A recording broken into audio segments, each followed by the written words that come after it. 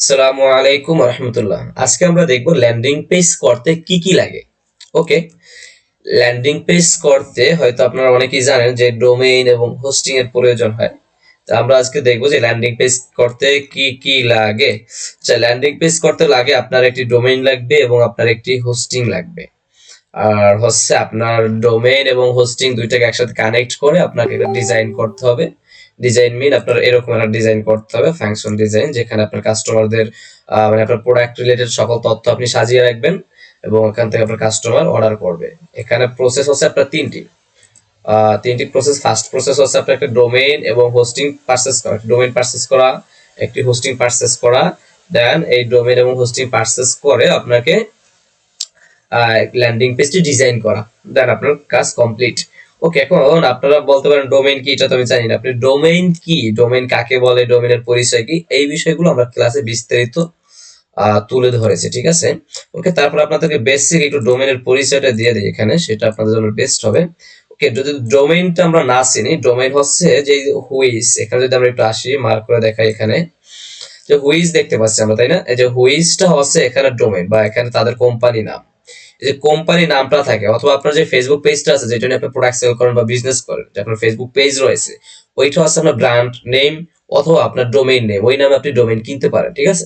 যেমন হুইজ এটা হচ্ছে তাদের ডোমেইন, আর ডট কম এটা হচ্ছে একটা এক্সটেনশন, কারণ ডট কমই তো না, কারণ একটা ডোমেইনের শেষে মানে একটা ওয়েবসাইটের শেষে ডট শপ থাকতে পারে, ডট এক্সওয়াইজেড থাকতে পারে, যেমনটা আমরা এখানে দেখেছিলাম যে এই যে ওয়েবসাইটটা শেষে যেমন আপনার এখানে যে কালার এটার শেষে এক্স ওয়াই জেড আছে। অথবা আমরা যদি জানি যে একটা ওয়েবসাইটের শেষে কিন্তু অনেকগুলো এক্সটেনশন হতে পারে, যেমন এক্স ওয়াই জেড থাকে, ডট লিঙ্ক থাকে, ডট সাইট থাকে, যেমন আপনার কি হুইজ ডট এক্স ওয়াই জেড হতে পারতো, তাই না? আবার এই একটা ওয়েবসাইট যেমন baby room BD dot shop, এমনও হতে পারতো।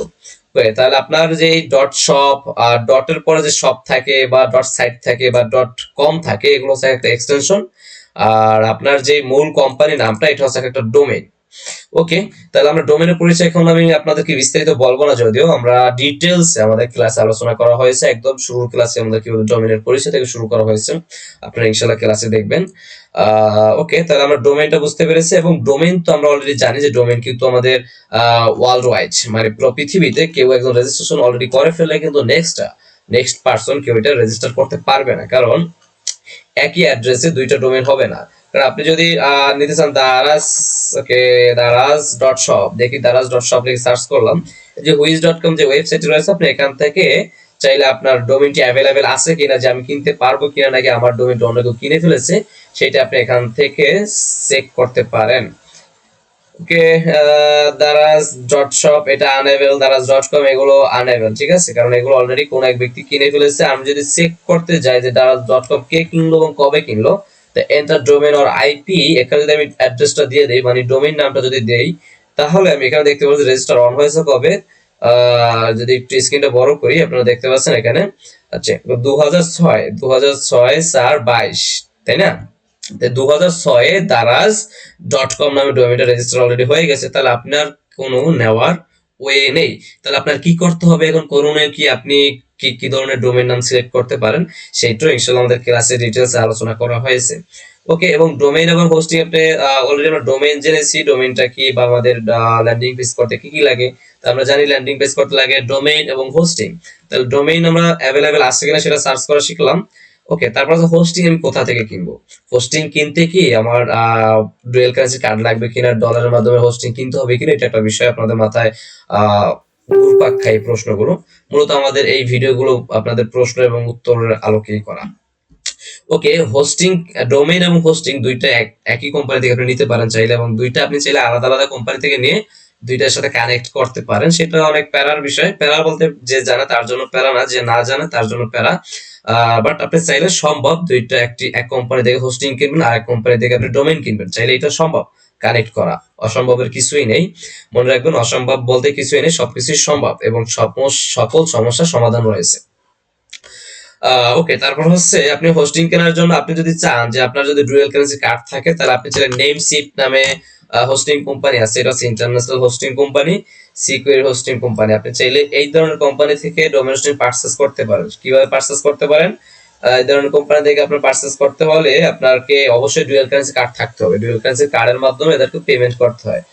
যেমন আপনার ইন্টারন্যাশনাল যেই কার্ডগুলোর মাধ্যমে পেমেন্ট করতে পারবেন সেই কার্ডগুলো ইউজ করে আপনার এখান থেকে ডোমেইন এবং হোস্টিং পারচেজ করতে হবে।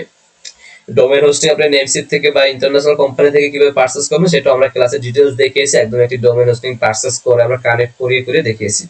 ওকে, তারপর আছে ইন্টারন্যাশনাল কোম্পানি শুধু নেমসিপ না, আরো কোম্পানি আছে যেমন হোস্টিঙ্গার আছে, হোস্টিঙ্গার।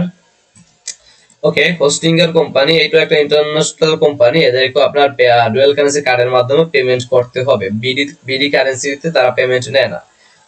ওকে, তারপরে আমি যদি আসি তাহলে আমি কি টাকার মাধ্যমে বিকাশ নগদের মাধ্যমে কোনো কোম্পানি থেকে নিতে পারবো না? হ্যাঁ, অবশ্যই আপনি নিতে পারবেন। ওয়েভ আমাদের একটা কোম্পানি আছে, যেমন